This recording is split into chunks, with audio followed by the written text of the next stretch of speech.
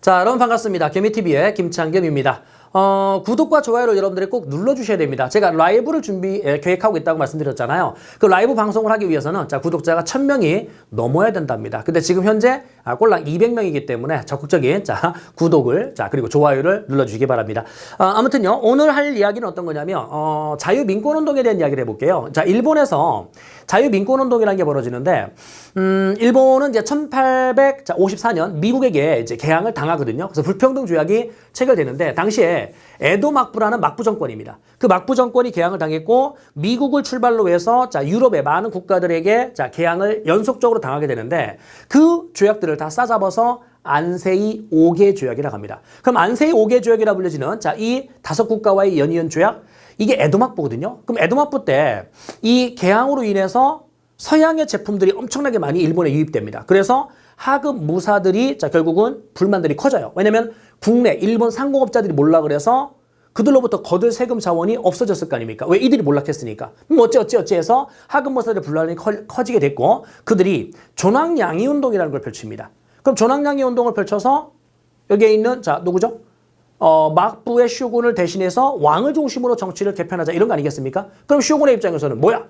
내가 무능하니까 그래 왕을 중심으로 정치를 다시 개편하라 이렇게 수긍을 하겠습니까? 당연히 탄압하겠죠. 뭐야 날 무시하는 거야? 라고 탄압합니다. 그랬더니 여기는 이 하급무사들 중에 사스마 번의 영주하고 조슈 번의 영주가 서로 동맹을 체결해서 사조 동맹이라는 걸 체결해요. 그 사조 동맹을 기반으로 해서 결국 막부 타도 운동으로 이제 발전이 됐고 그 막부 타도에 성공을 하면서 메이지 정부로 새롭게 탈바꿈이 됩니다. 즉 에도 막부가 드디어 붕괴가 되는 거죠. 그래서 메이지 정부가 1868년도에 이제 출범이 됐고 그 메이지 정부에서의 추진한 개혁을 우리가 메이지 유신이라고 하는데 이지 유신 중에요. 3대 의무, 그러니까 국민의 3대 의무를 설정했는데 국방, 납세, 교육의 의무. 그중에 교육의 의무를 감안해 보면 6세 이상의 남녀 의무 교육을 이때 이미 시작을 합니다. 그럼 6세 이상의 남녀 의무 교육을 시작하는데 여기에 있는 소학교, 중학교, 그리고 도쿄, 대학교. 이게 1877년도에 도쿄 대학이 만들어지거든요. 어쨌든 그러면 지금 남녀 의무 교육을 하겠으니까 남녀를 차별하지 않는다는 얘기 아니겠습니까? 그래서 결국은 여기는 이 메이지 유신의 개혁에서는 신분제가 법적으로 폐지가 돼요. 그럼 신분제가 폐지가 됐을 때 여기 있는 이 민중들의 입장에서는 시민들은 그래? 우리의 신분제를 폐지해줬어? 좋아. 그러면 우리의 자유와 권리를 법으로 헌법에다가 좀 보장해달라. 결국 자유민권운동이라는 게 1870년대에부터 전개가 될 건데 내용이 어떤 거냐면 정부에게 헌법 만들어주세요, 의회 만들어주세요 라고 요구했었던 운동, 이를 우리는 자유민권운동이라고 합니다. 그럼 당시에 정부는요, 야 뭐 줘야 꺼줘 라고 이들의 운동을 탄압합니다. 이 탄압에도 불구하고 한 20년 넘게 운동이 지속되는 겁니다. 그래서 결국은 정부도 알았다 니들이 그렇게 원한다라면 헌법도 만들고 의회도 만들어주마 라고 이제 정부가 개혁을 통해서 헌법을 만드는데 이게 메이지 헌법 혹은 일본 제국주의 헌법이라고 하는데 1889년도입니다. 연도는 1889년. 그리고 나서 그 다음해인 1890년에 의회가 만들어져요. 그래서 당시에 여기 있는 헌법과 의회를 만들었다. 이건 메이지 정부가 한 겁니다. 첫 번째 함정 중에 어떤 게 있냐면 앞에서 이야기하는 자유민권운동. 이건 뭐죠? 민중들이 정부에게 헌법 만들어주세요, 의회 만들어주세요 라는 운동. 이게 자유민권운동이지 않습니까? 이거는 메이지 유신이 아니죠. 메이지 정부에게 민중들이 요구한 거죠. 그럼 나중에 민중들의 요구를 결국은 수용을 해서 방금 봤듯이 헌법과 의회가 만들어졌나요? 이거는 그렇죠. 요거는 메이지 유신인 겁니다. 그러면 메이지 유신을 통해 헌법과 의회가 어쨌든 만들어져서 이거에 기반을 두고 외형적으로는 정치 형태가 입헌군주제가 된 겁니다. 실질적으로는요. 헌법에서 천황을 신으로 규정해요. 신으로. 천황을 신격화시킵니다. 그래서 천황이 모든 국가 권력을 장악했는데 외형적으로는 어쨌든 헌법이 있으니까 입헌군주제다라고 우리가 이야기를 한다면 중국이요. 나중에 일본에 있었던 여기에 있는 입헌군주제, 의회 설립 이걸 따라하고 싶은 겁니다.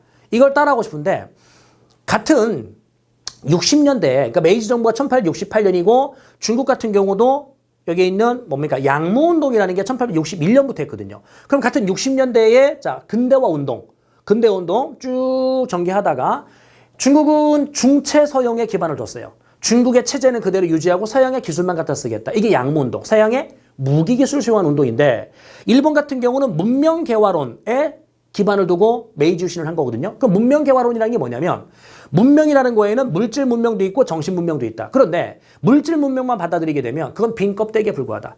그들이 어떤 생각을 하고 있는지, 즉 서양인들이 어떤 생각을 가지고 있는지 이것까지 정확하게 우리가 다 수용을 해야 된다.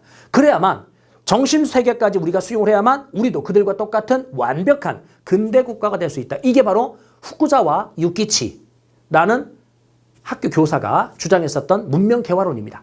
그러면 이 문명 개화론에 영향을 받은 제자들, 그들이 메이지 정부의 핵심 멤버였었던 거거든요. 메이지 개혁 정치에. 아무튼요. 그럼 같은 60년대에 근대 운동을 했는데 중국과 일본이 나중에 무슨 전쟁에서? 청일전쟁에서 한번 붙은 겁니다. 이게 바로 1894년에서 95년까지의 청일전쟁. 근데 누가 이겼죠? 청나라가 패배했습니까? 와. 일본이 승리를 했네요. 그랬을 때 청일전쟁이 가지는 의미는 뭐냐면 중국 중심의 동아시아 질서가 붕괴됐다는 하나의 의의가 있습니다. 그래서 이 중국은 이거 양모운동 이거 잘못된 거다. 일본의 메이주신이 옳았네.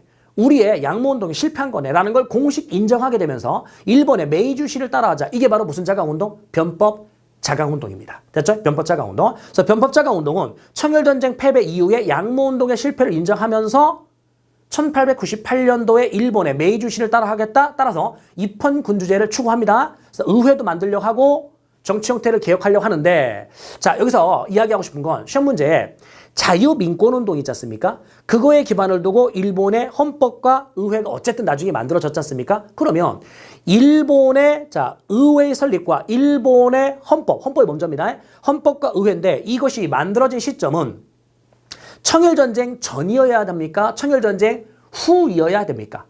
그러니까 연도는 제가 지금 아까 말씀드렸기 때문에 여러분들이 연도상으로 지금 전후관계를 따질 수는 있긴 한데 청일전쟁이 있다고 치면 청일전쟁 전에 일본은 입헌군주제가 확립되어 있어야 됩니까? 청일전쟁 후에 입헌군주제가 확립되어야 됩니까? 이해돼요? 전에 확립되어 있어야 되죠. 그래야만 청일전쟁 패배한 이 청나라가 일본이 옳았구나. 청일전쟁에서 패배하면서 변법자강운동을 할 때 일본의 메이지 유신에서의 입헌군주제 이걸 따라하려고 하는 거니까 이해되죠? 그러니까 연도를요. 청일전쟁 이전에 예를 들어 헌법이 만들어진 건 1889년이고 의회가 만들어진 건 1890년이다. 그 연도를 외우지 말고 흐름으로 이해하라는 겁니다. 그러니까 청일전쟁을 기점으로 했을 때 청일전쟁 이전에 이미 여기 있는 헌법과 의회는 만들어져서 입헌군주제가 외형적으로는 갖춰져 있어야 된다. 어느 나라가? 일본이. 그걸 따라하려고 했었던 게 청일전쟁 패배 이후의 변법자강운동이니까. 물론 이 변법자강운동은 서태후를 비롯한 보수파들의 반발로 인해서 결국은 100일 만에 개혁이 중단됩니다. 그래서 결국 입헌군주제는 확립되지 못했었던 거죠. 그래서 오늘 이야기한 주제는요. 일본의 자유민권운동. 그걸 기반을 두고 어쨌든 나중에 헌법과 의회가 만들어졌다. 이걸 따라하려고 했었던 게 청나라의 변법자강운동이다. 이 정도 흐름과 주요 내용들을 정리를 해봤습니다. 도움이 되고 있는 거 맞죠? 구독을 반드시 눌러주시기 바랍니다. 또 다른 영상을 통해서 만나뵐 수 있도록 하겠습니다.